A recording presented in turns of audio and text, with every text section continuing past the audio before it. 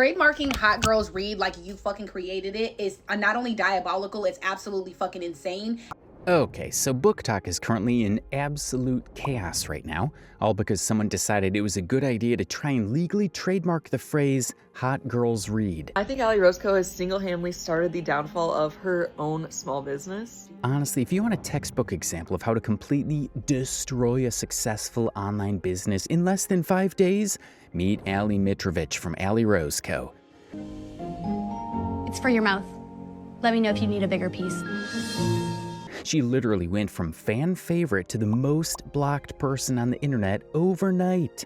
And the craziest part is that this mess isn't even just about a single mistake. We're talking about legal threats targeting small creators, some major drama about stolen designs from other creators, and getting trapped in a giant web of her own lies. Let's get right into how 3 little words caused the downfall of Allie Rose Co. Congrats to that girl who officially trademarked Hot Girls Read. You've officially sunk your business. To understand why everyone is so mad, we have to look at who Allie was before all this started. Allie is a 26-year-old graphic designer who started Allie Rose Co. back in 2020. And for years, she was pretty much the gold standard for the support small businesses side of BookTok. Her whole vibe was super cozy, aesthetic, and completely obsessed with reading. And she built this incredibly successful niche, making stationery and cute clothes for book lovers. I have very important things to talk about. The important thing is that I finished Heated Rivalry this morning. I finished reading Heated Rivalry this morning.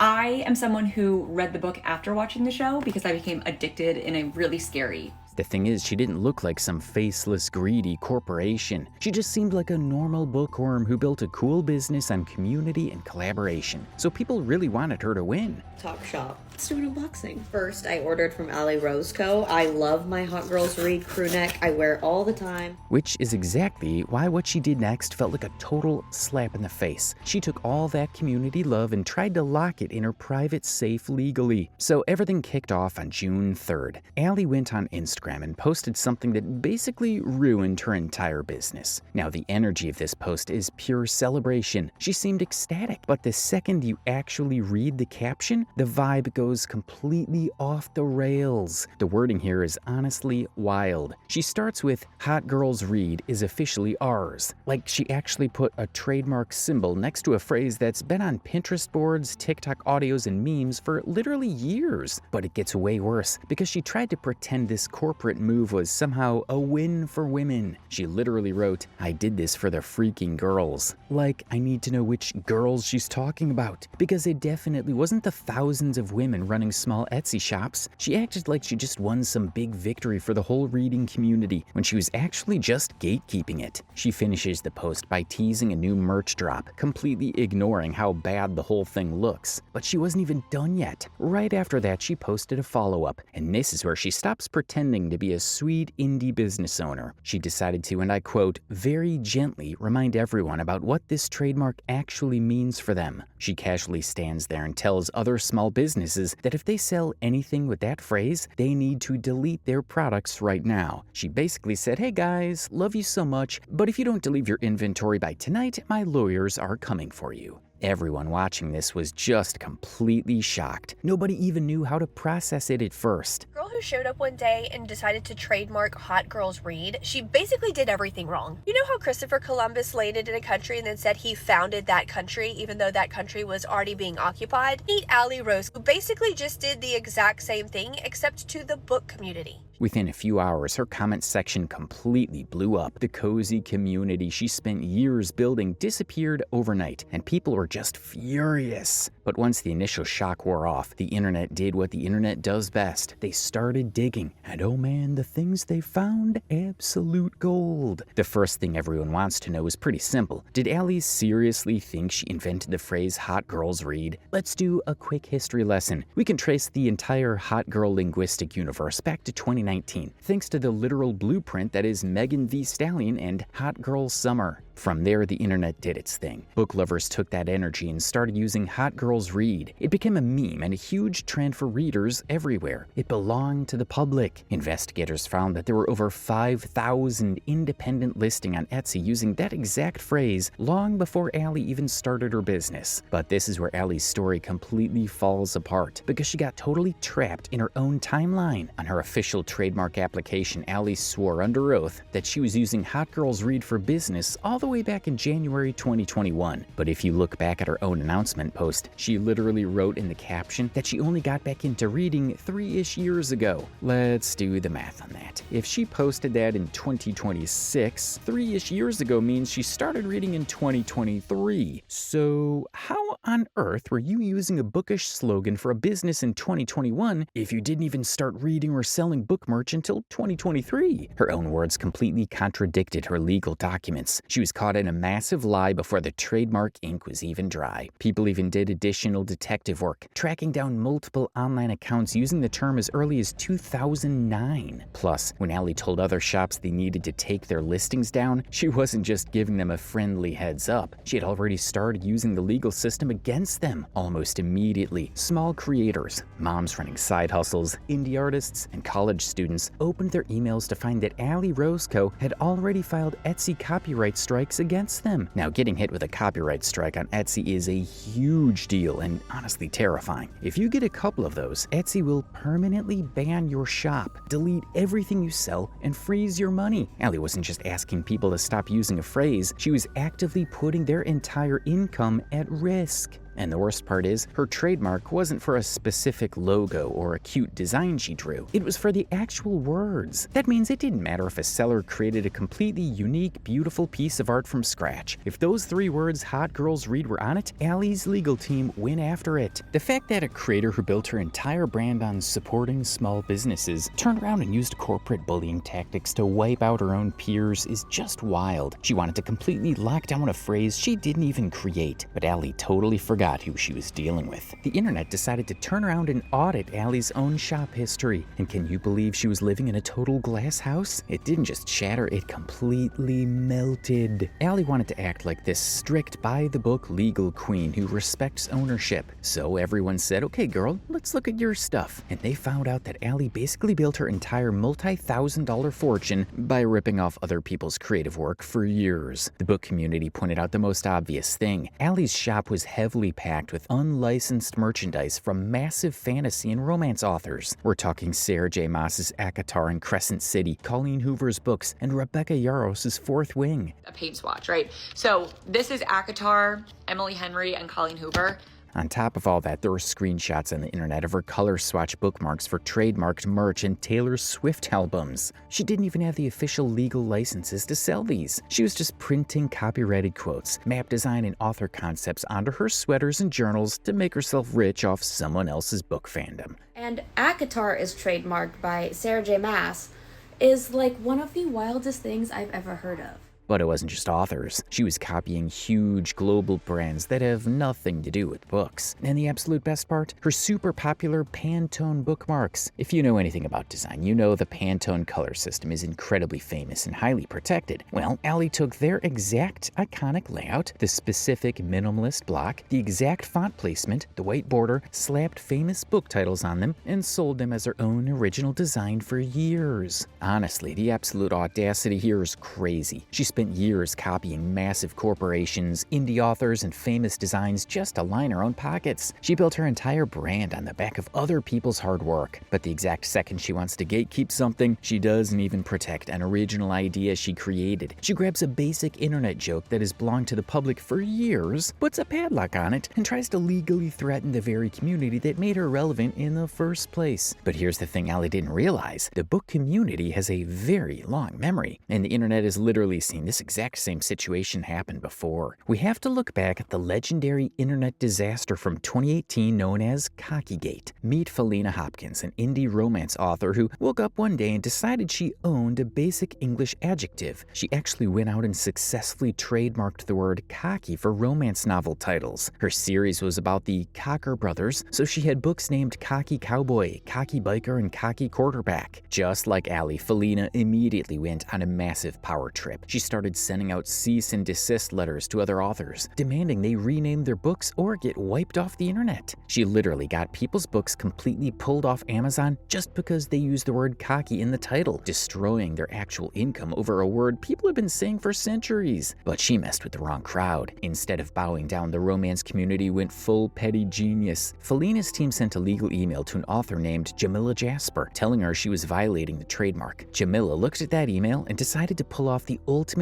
act of defiance. She officially renamed her book from The Cocky Cowboy to The Cockiest Cowboy to Have Ever Cocked. The internet completely lost its mind. It turned into a massive meme overnight, and it showed everyone how ridiculous this whole thing was. And the book community didn't just complain on Twitter, they actually took her to court. The Authors Guild stepped in to help the small writers, got a badass lawyer on their side, and filed a bunch of paperwork to get the trademark thrown out. They basically dragged Felina in front of a federal judge, and the judge was not having it. He looked at the facts and basically told Felina that her argument made 0 sense. He literally said cocky is just a normal everyday word, and that nobody was going to confuse Felina's books with anyone else's. So the judge shut the whole thing down, and her trademark was completely canceled. After that, Felina's career was basically over. It was a total train wreck. Now, the reason Cockygate is such a big deal is because this community already fought this exact fight, and they won. They already knew exactly what to do and what paperwork to file. Allie clearly missed the memo that you don't mess with readers who know how to dig up receipts. So the second Allie tried to pull the exact same stunt, the community just looked at their old playbook and completely ended her brand. While the internet was getting ready to legally destroy her, Allie realized she was losing control of the story, so she decided to try some damage control, and her excuses were a total train wreck. Let's look at how she tried to spin this. First of all, her tone was incredibly passive-aggressive. In her first post, she listed all the things she now legally owned and then wrote, "If that is you, please remove those listings from your site as soon as possible, with love." Like a yellow heart emoji, with love. You're legally threatening to shut down someone's Etsy shop, but you put a little heart at the end of it like you're inviting them to brunch. That fake niceness was driving people crazy. Allie realized everyone was furious, panicked, and tried to completely flip the script. She posted a statement trying to clear things up, saying she only got the trademark to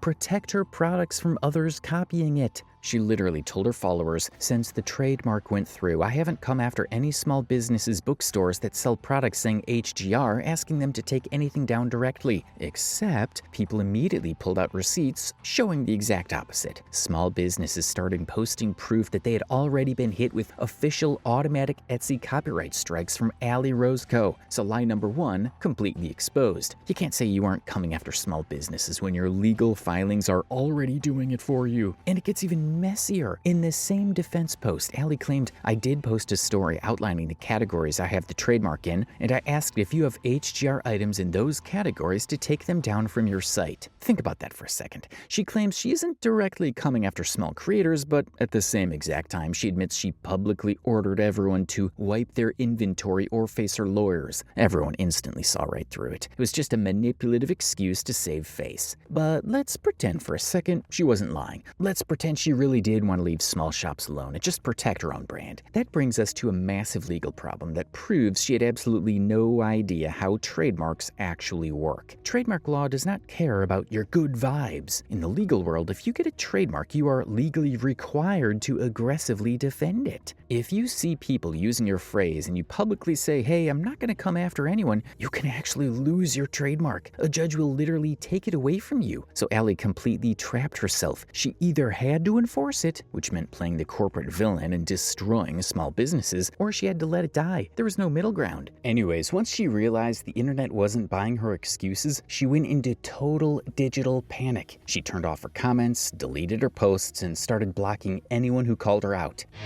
I read 7 books. Good morning, sunshine. Do you guys want to hear them spend the day with? Enjoy. Name something together. I made an at-home Dunkin' latte.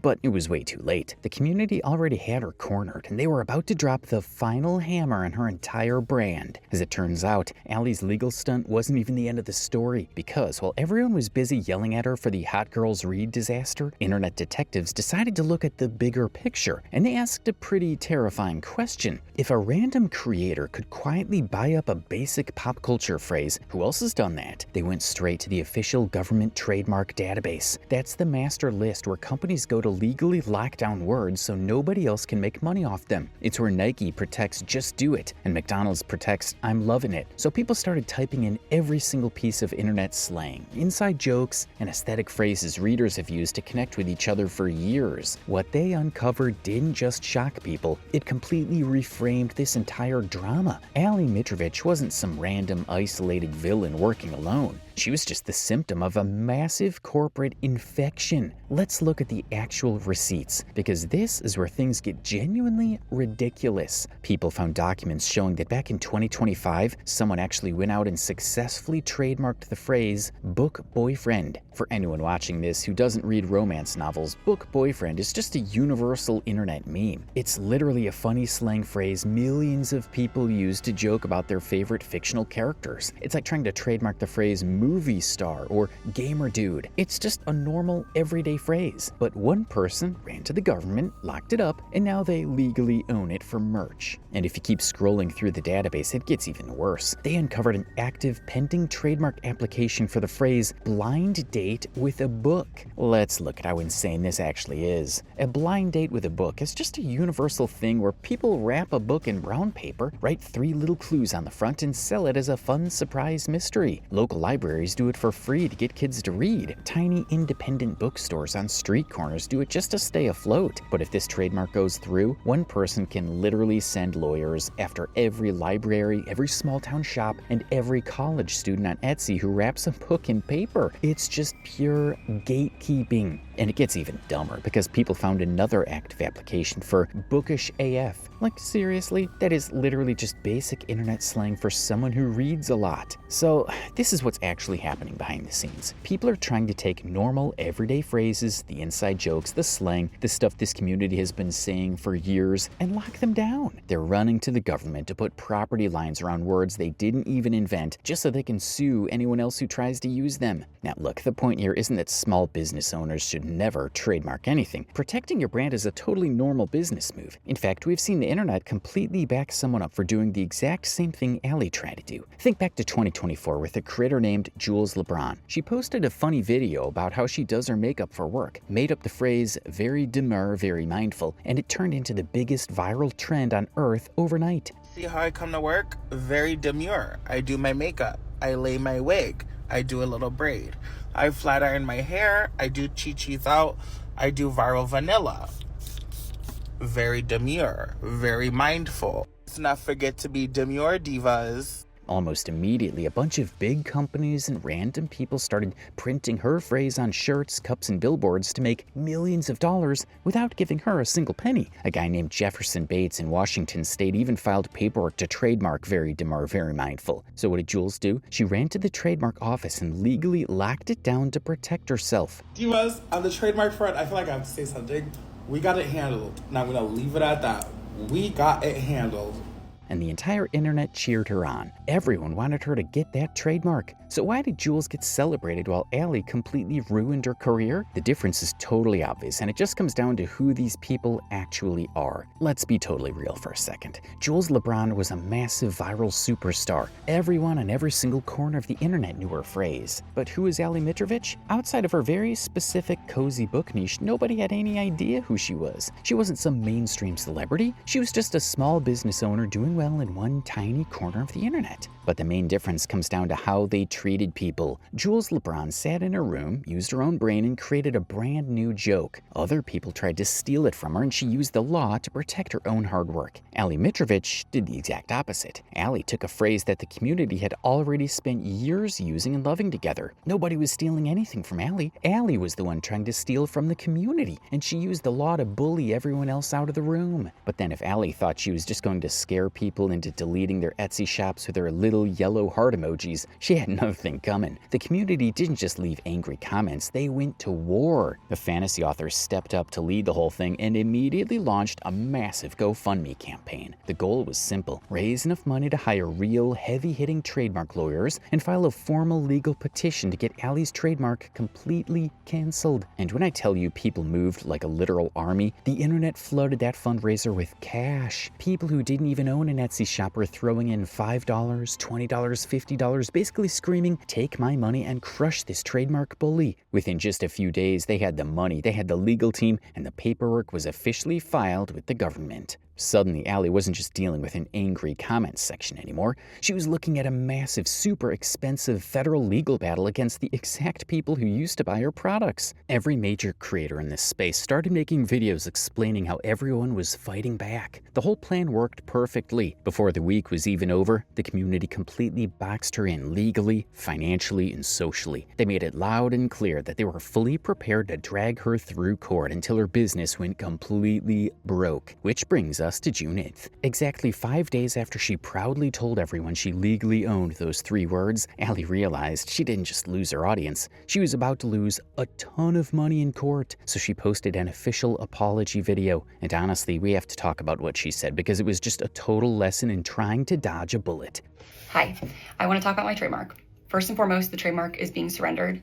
It is in the process of being filed right now to be abandoned. I want to say that it does take time for that to go through, so it's not going to show up automatically, but the paperwork has already been filed. She starts out looking visibly shaken, saying she's sorry to every small business she hurt. But more importantly, I want to say I'm so sorry to every small business that I harmed in doing this. Which is fair, and it's a good start. But then she tries to explain why she did it, and her excuse is just completely ridiculous. The decision was made more as like a business strategy decision than a human being decision. And I take full accountability for that. That was entirely wrong on my end. She literally called it a business strategy decision rather than a human being decision. Like, what does that even mean? Are you a robot? You're basically admitting you just turned off your brain and your empathy to see if you could steal a phrase from everyone else? Then she says she's officially dropping the trademark. But right after that, she pulls a massive pivot and says she's still going to sell the sweaters, but all the money is going to charities like Room to Read and Read to Feed. As for the Hot Girls Read apparel that I have on the shelves, it is currently up on my site with all profits being donated to 2 different charities, Room to Read and Read and Feed, which I also have linked in my bio. Seriously, the charity pivot is the oldest trick in the book. You get caught doing something terrible, you realize you're about to get sued, so you immediately say, "Look, I'm donating the money, I'm a good person."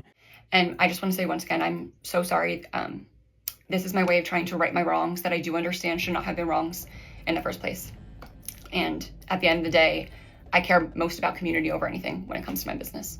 And surprise, the internet didn't really buy it. It completely split the comments. A few people were just tired of the drama and said, hey, at least she apologized and took accountability. But the other side, most people were like, absolutely not. Creators immediately pointed out that she didn't drop the trademark because she suddenly realized she was wrong. She dropped it because an author raised thousands of dollars in a single weekend to hire lawyers to take her to court. It wasn't a peaceful surrender. She just ran out of options. But look, at the end of the day, she doesn't even matter. The real story here is how insane the book community is when they team up. Just look at what everyone pulled off in 5 days. A random mix of readers, indie authors, and small shops looked at someone trying to bully them and completely shut it down before the week was even over. So now Hot Girls Read is officially public property again. It belongs to libraries, tiny bookstores, and anyone who just likes to read. If there's one thing to take away from this entire mess, it's pretty simple. Don't start a legal war with people who literally read for a living.